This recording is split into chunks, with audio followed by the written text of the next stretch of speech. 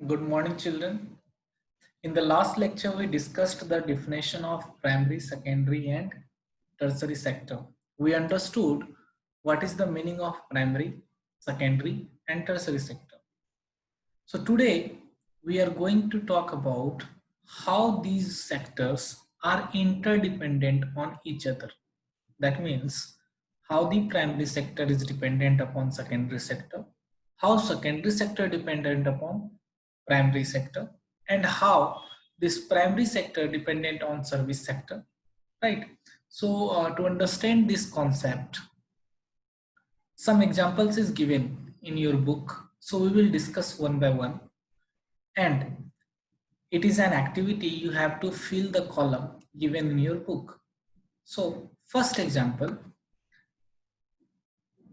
Imagine what would happen.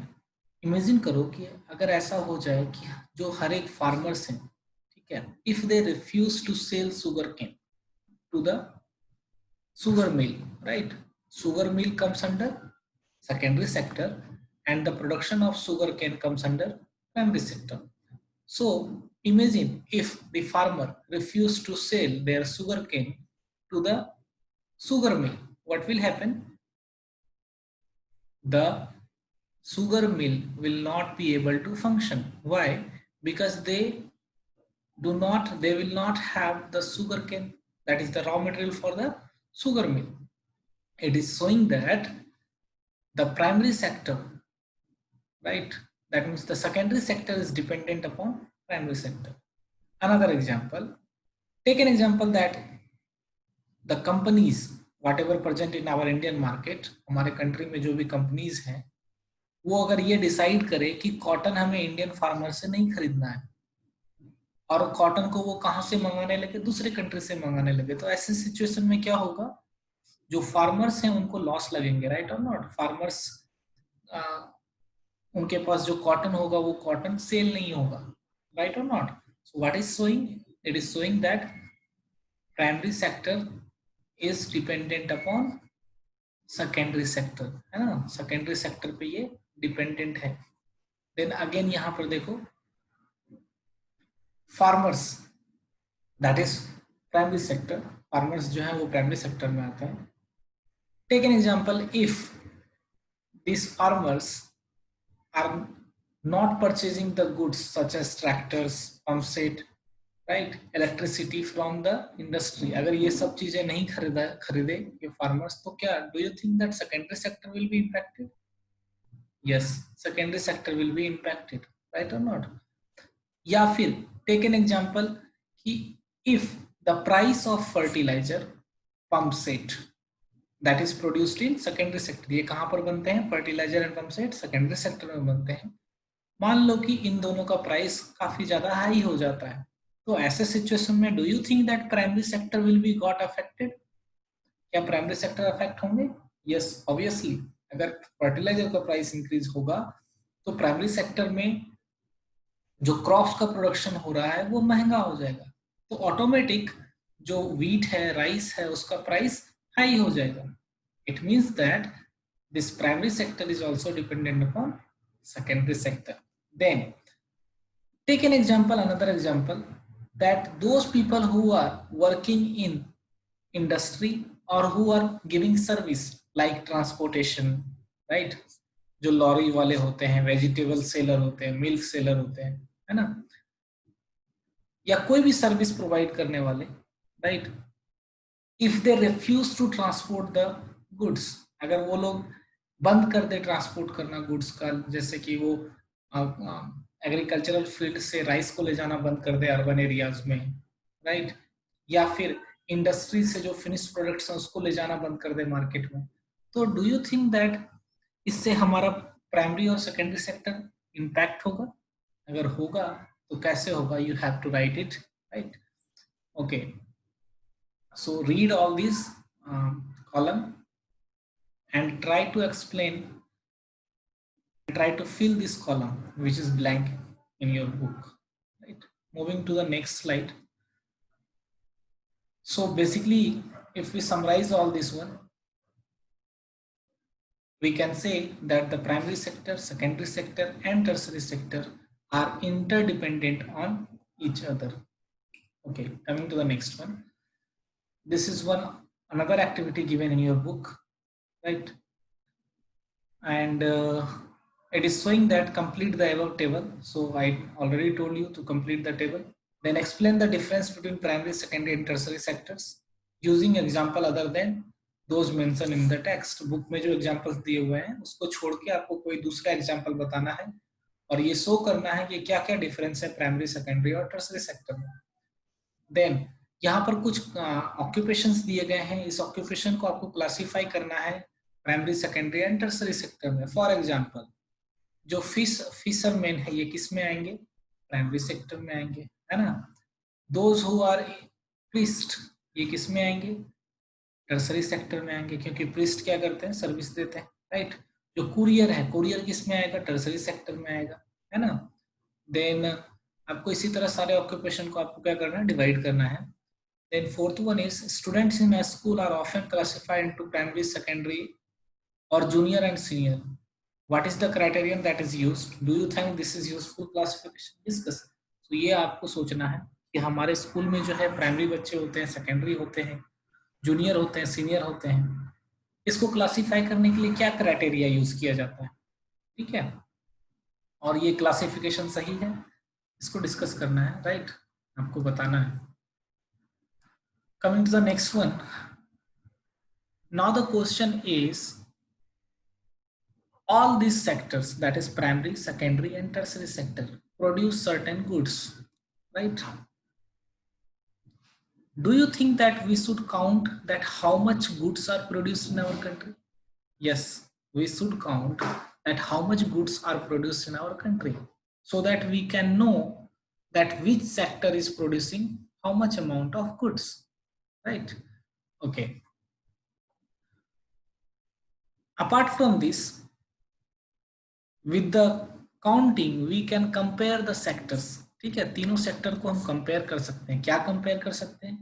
कि कितने quantity में प्रोडक्शन हो रहा है हर एक सेक्टर में, कितना नंबर ऑफ पीपल एम्प्लॉयड है, कितने लोग काम कर रहे हैं किस सेक्टर, प्राइमरी सेक्टर में कितने लोग काम कर रहे हैं, सेकेंडरी सेक्टर में कितने लोग काम कर रहे हैं और टर्सरी सेक्टर में कितने काम कर रहे हैं. Size of sectors in the terms of money, कि कौन सा सेक्टर कितना पैसा कमा रहा है, कितना पैसा प्रोड्यूस कर रहा है, राइट.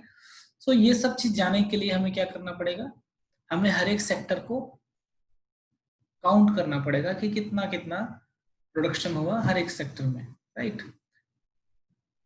आपको ये लग रहा होगा कि ये बहुत एक इम्पॉसिबल टास्क है, क्योंकि हमारे कंट्री में कितनी सारी चीजें प्रोड्यूस होती है. फॉर एग्जांपल सुई प्रोड्यूस होता है, कार होता है, लैपटॉप होता है, मोबाइल फोन होता है, इवन आपका बिस्किट्स कई तरह के होते हैं, राइट और नॉट.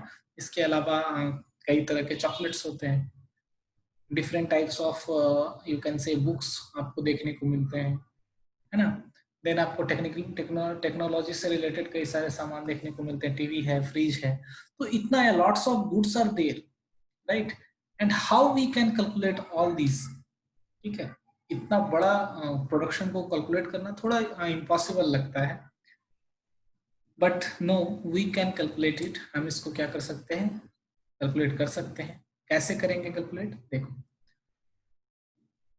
अगर हम इस तरह से तीनों सेक्टर को डिवाइड कर दें कि प्राइमरी सेक्टर, सेकेंडरी सेक्टर और टर्सरी सेक्टर में कितना कितना प्रोडक्शन हुआ. टेक एन एग्जांपल कि प्राइमरी सेक्टर में 100 रुपीज का प्रोडक्शन हुआ, सेकेंडरी सेक्टर में 300 रुपीज का प्रोडक्शन हुआ और टर्सरी सेक्टर में 400 रुपीज का प्रोडक्शन हुआ. तो टोटल प्रोडक्शन अगर हम तीनों को जोड़ दिया जाए तो कितना हो जाएगा? 800 रुपीज, है ना. सो टोटल 800 रुपीज का सामान प्रोड्यूस हुआ हमारे कंट्री में, है ना. तो ऐसे हम जोड़ सकते हैं प्राइमरी, सेकेंडरी एंड टर्सरी. लेकिन एक प्रॉब्लम है. प्रॉब्लम क्या है हम उसको देखते हैं.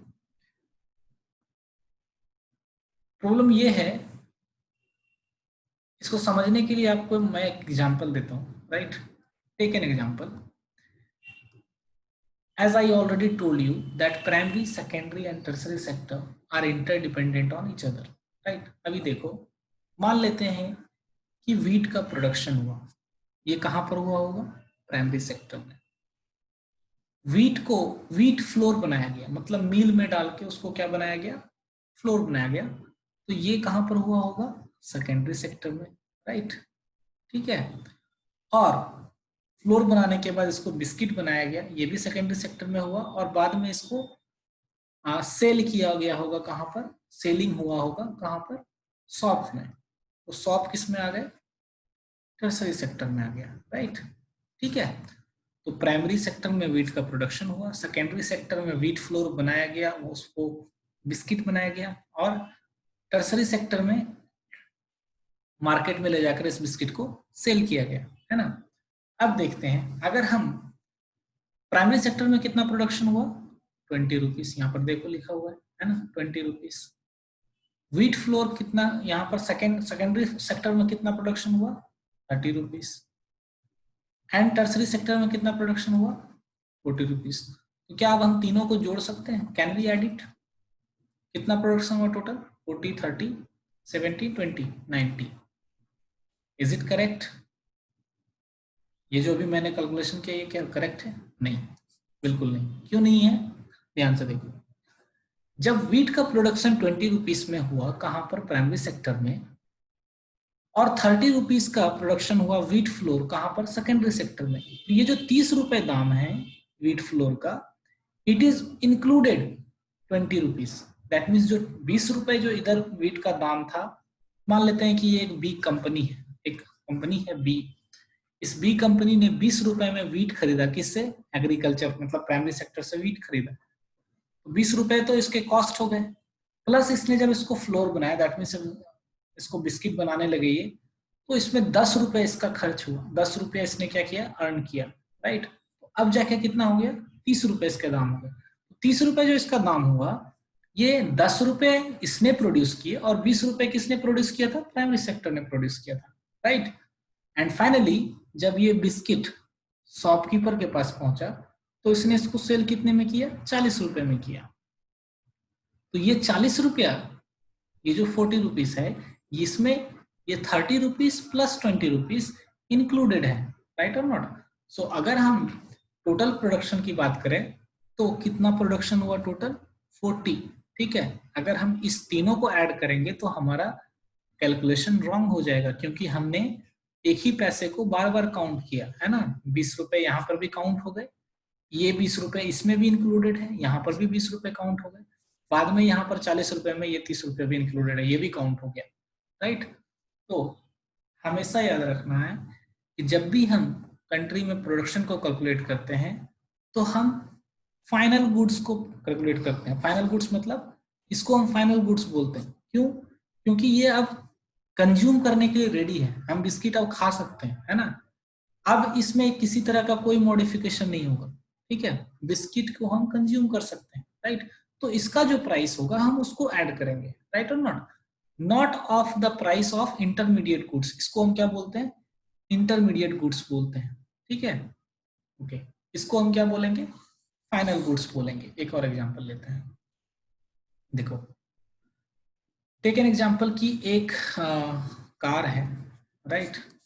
इस कार में कई सारी चीजें लगी हुई हैं, फॉर एग्जांपल इसमें टायर लगा हुआ है, राइट, इसमें विंडो ग्लास लगा हुआ है, राइट, विंडो ग्लास लगा हुआ है, उसके बाद इसमें हॉर्न लगा हुआ है, ठीक है। कार में ये तीनों चीज मान लेते हैं कि और भी कई सारी चीजें लगे हैं, लेकिन ये तीन चीज मैं यहाँ पर कंसीडर कर रहा हूँ, ये तीनों चीज कार में है, राइट।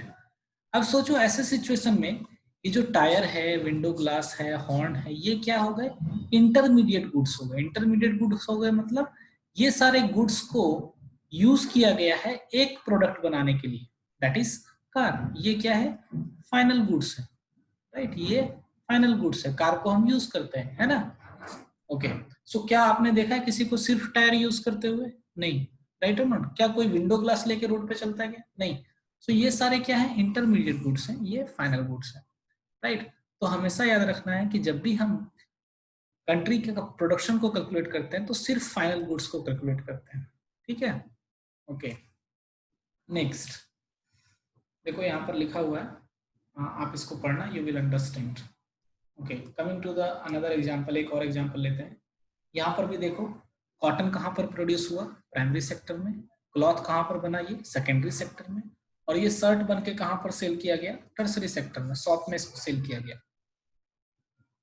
तो यहाँ पर अगर शर्ट का दाम 300 रुपीज है, if the price of shirt is 300, it means that this 300 included the price of cloth and cotton, right? ठीक है। तो अगर हम वैल्यू की अगर बात करें कि कितना ऐड हुआ, 100 रुपए का सामान प्राइमरी सेक्टर ने प्रोड्यूस किया, ठीक है। अब सेकेंडरी सेक्टर ने इसी क्लॉथ को, कॉटन को कितने में लिया? 100 रुपए में लिया, और इस 100 रुपए के कॉटन को इसने 200 रुपए का क्लॉथ बना दिया। इट मीन्स दैट कि 100 का तो कॉटन था ही पहले से, इसने 100 रुपए और इसमें ऐड किए, है ना। फिर यहाँ पर शर्ट के पास अगर हम जाएंगे, यहाँ पर शॉपकीपर के पास जाएंगे, शॉपकीपर ने ये शर्ट कितने में लिया था? 200 में। इंडस्ट्री वाले ने कितने में सेल किया? 200 में, राइट। शॉपकीपर ने प्लस 100 रुपीज इसमें ऐड किया फॉर द सर्विस, कि उसने वो उतना दूर से शर्ट लेके आया, राइट। शर्ट लाने के बाद आपको सेल कर रहा है, दुकान का खर्चा, तो 100 रुपए इसने अलग से इसमें ऐड किया। तो अब फाइनल प्राइस कितना हो गया शर्ट का? 300 रुपीज। अब अगर हम बात करें कि हर एक सेक्टर ने कितना कितना प्रोड्यूस किया, प्राइमरी सेक्टर ने 100 रुपए प्रोड्यूस किए, सेकेंडरी सेक्टर ने भी 100 रुपए प्रोड्यूस किया, और टर्सरी सेक्टर ने भी 100 रुपए प्रोड्यूस किया। तो अब अगर आप तीनों को ऐड करोगे 100 100 100 तो 300 हो जाएंगे। लेकिन अगर आप ऐसे कैलकुलेट करोगे 100 प्लस 200 प्लस 300 तो ये 600 हो जाएंगे, जो कि गलत है, right. So this is how we calculate the production in our country. Here is the definition of intermediate goods. An intermediate goods is a product used to produce a final goods or finished products, right? Okay. Now, this is the term gross domestic product. What is gross domestic product? It is saying that how much product is produced in our country. ठीक है, ये एक term है, ये आपको याद रखना है। इसको हम जीडीपी बोलते हैं शॉर्ट फॉर्म में, ठीक है। सो हमारे कंट्री में जितना भी प्रोडक्शन हुआ हम उसको क्या बोलते हैं? जीडीपी बोलते हैं, ठीक है। हमारे कंट्री का जितना भी प्रोडक्शन हुआ उसको हम जीडीपी बोलते हैं। सो जीडीपी का डेफिनेशन क्या है? The value of final goods and services. देखो यहाँ पर वर्ड लिखा हुआ है फाइनल, है ना। The value of final goods and services produced in all the 3 sectors of the economy in a particular year known as GDP, right? Gross domestic product, right? It is the value of all the final goods and services produced within a country during a particular year. तो अगर आपसे पूछा जाए GDP, what is GDP, आपको ये वाला definition लिखना है, इधर वाला नीचे वाला, राइट। ओके, तो यहाँ पर देखो एक और है, produced with in a country. With in a country मतलब हमारे कंट्री के अंदर ही, ठीक है। हमारी कंट्री का जो बाउंड्री है ये, इसके अंदर ही इसका प्रोडक्शन होना चाहिए, right. Coming to the next one, historical change in the sector. In this regard, as all of you know that from ancient time, the human beings are dependent upon primary sector, ठीक है। पहले के समय में ये tertiary sector और secondary sector ज्यादा prominent नहीं था। Most of the people were dependent upon primary sector, क्योंकि लोग का काम ही क्या था? एग्रीकल्चर करना, राइट। लोग एग्रीकल्चर पर ही डिपेंडेंट थे, राइट। इसके अलावा फिशिंग करते थे, so fishing also comes under primary sector. क्या उस समय बैंक थी? क्या उस समय इंश्योरेंस था? नहीं। क्या उस समय पोस्टल सर्विस थी? नहीं।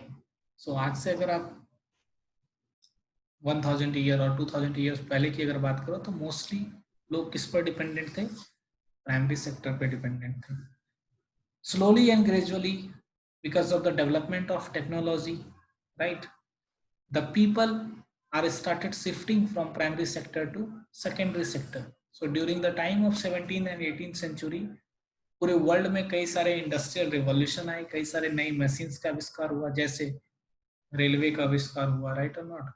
देन हमारा इंडस्ट्री में कॉटन क्लॉथ को बनाने का मशीन्स का आविष्कार हुआ, स्टीम इंजन का इन्वेंशन हुआ। सो लोग धीरे धीरे कहाँ शिफ्ट करने लगे? सेकेंडरी सेक्टर में, ठीक है। तो अब लोग क्या करने लगे? कई सारे चीजों को प्रोड्यूस करने लगे।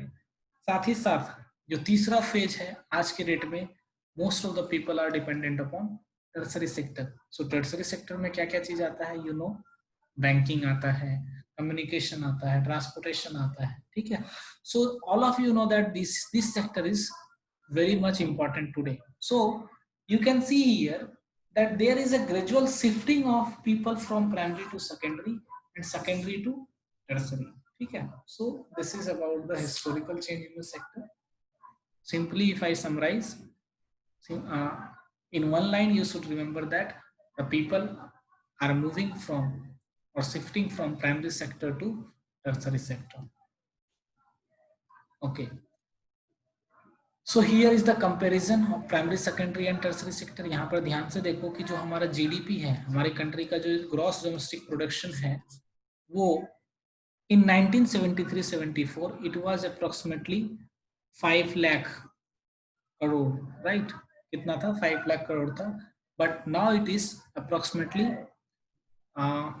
55 लाख करोड़, राइट। 55 लाख करोड़ 2013 एंड 14 में इतना हो गया है। तो अगर आप ध्यान से देखो, ड्यूरिंग द टाइम ऑफ 1973-74 जो शेयर है प्राइमरी सेक्टर का, ये ब्लू कलर वाला जो ये प्राइमरी सेक्टर है, ये रेड वाला सेकेंडरी एंड थर्ड वाला टर्सरी। तो यहाँ पर जो ये शेयर है, ये जो दिख रहा है आपको, ये वाला प्राइमरी सेक्टर ज्यादा है comparison to the secondary and tertiary sector, right और नॉट। बट नाउ इन 2013-14 आप देखो प्राइमरी सेक्टर कितना कम रह गया, उसके साथ ही जो टर्सरी सेक्टर है वो कितना ज्यादा एक्सपेंड कर गया, एंड सेकेंडरी सेक्टर का भी एक्सपेंशन हुआ लेकिन उतना ज्यादा नहीं हुआ। तो सबसे ज्यादा एक्सपेंड कौन सा किया है, टर्सरी सेक्टर। सो आपको क्या करना है, इस ग्राफ को पढ़ना है एंड आंसर दिस क्वेश्चन, ठीक है। Try to answer all this question so that you can clearly understand the concept how the primary, secondary and tertiary sector changed, right, through the time. Coming to the next topic, rising importance of tertiary sector. Nowadays the importance of tertiary sector is increasing, ठीक है। हमारा जो service sector है वो काफी ज्यादा important हो चुका है। कारण क्या है, what are the reason? The first reason behind it is increase in the demand of basic service. आज के डेट में कई सारी बेसिक सर्विस है जो कि लोगों की जरूरत बन गई है, right. For example people need hospital, educational institution, post office, telegraph service, police station, courts, village administrative office, municipal corporation, right. So these are the basic service people require it. सोचो कि म्युनिसिपल कॉर्पोरेशन नहीं होगा तो क्या होगा, city को कौन clean करेगा, राइट और नॉट। कंट्री को आर्मी अगर नहीं होगी तो कंट्री को डिफेंड कौन करेगा। ट्रांसपोर्टेशन नहीं होगा तो लोग एक जगह से दूसरी जगह कैसे जाएंगे। तो ये सारे बेसिक सर्विस हैं, एवरी पर्सन नीड इट, हर एक लोगों को ये चाहिए, राइट। और ये सारी चीजें किस में आता है, टर्सरी एक्टिविटी में आता है, टर्सरी सेक्टर में आता है। That's why we can say because of these basic needs the importance of tertiary sector is increasing day by day. Second one, the development of agriculture and industry leads to the development of services. अब देखो, अगर agriculture का production increase होगा, ठीक है, पहले अगर 100 kg rice produce हो रहा था, अभी 1000 kg राइस प्रोड्यूस हो रहा है, तो डू यू थिंक दैट कि 1000 kg अगर राइस प्रोड्यूस होगा तो इस राइस को ट्रांसपोर्ट करने के लिए चाहिए व्हीकल चाहिए, है ना। उसके अलावा इसको स्टोर करने के लिए गोडाउन्स चाहिए, राइट, है ना। इस क्रॉप का इंश्योरेंस करने के लिए बैंक चाहिए, इसको इंश्योर करने के लिए बैंक चाहिए। तो अगर एग्रीकल्चर का प्रोडक्शन इंक्रीज हो रहा है, इसका मतलब ये है कि टर्सरी सेक्टर का भी इंपॉर्टेंस इंक्रीज हो रहा है, राइट और नॉट। क्योंकि अगर एग्रीकल्चर में प्रोडक्शन ज्यादा होगा तो उसके लिए ट्रांसपोर्टेशन चाहिए, उसके लिए गोडाउन्स चाहिए, उसके लिए इंश्योरेंस चाहिए, राइट। देन उसी तरह इंडस्ट्री भी अगर इंक्रीज करेगा तो साथ में उसके लिए भी ट्रांसपोर्टेशन, ट्रेड, स्टोरेज, ये सारी चीजें चाहिए। Then third one is as the income level rise people demands for many services. आज देखो लोग क्या हो रहा है, धीरे धीरे लोगों का इनकम जो है वो बढ़ रहा है ना। इनकम बढ़ने के साथ साथ लोगों कई तरह के नए नए सर्विस भी खोजते हैं, right. For example nowadays people are eating out, restaurant में खाना खाने के लिए जाते हैं। जो खाना वो घर में 50 रुपीज में बना के खा सकते हैं, वही रेस्टोरेंट में जाके 300 रुपीज में खाना खा के आते, right? So what is it? क्योंकि लोग पैसे कमा रहे हैं तो वो क्या चाहते हैं, अपने लाइफस्टाइल पे खर्च करना चाहते हैं, ठीक है? आज की डेट में कई सारे लोग जो है यू कैन से, जिसके पास ज्यादा पैसा होता है वो BMW पे घूमना चाहता है। BMW मीन्स जो कार 60 लाख रुपीस की आती है, राइट और नॉट? या फिर आज के डेट में देखो, people are demanding for home delivery, right? सामान को घर पे लेना चाहते हैं। जैसे आज के डेट में कई सारे बड़े बड़े शहर में अगर आप देखोगे तो जोमेटो का नाम आपने सुना होगा, घर पे खाना पहुंचाता है with in half an hour, right? तो इसके लिए जोमेटो कुछ चार्जेस लेती है ना, सर्विस का चार्ज तो कुछ लेती है घर पे पहुंचाने के लिए, ठीक है? आज देखो हमारे पास कई सारे ओला, उबर, राइट और not? These are the car companies, you can say these are the service provider of transportation, right? तो क्या ये लोग कुछ चार्जेस लेते होंगे या नहीं लेते होंगे? Yes, obviously.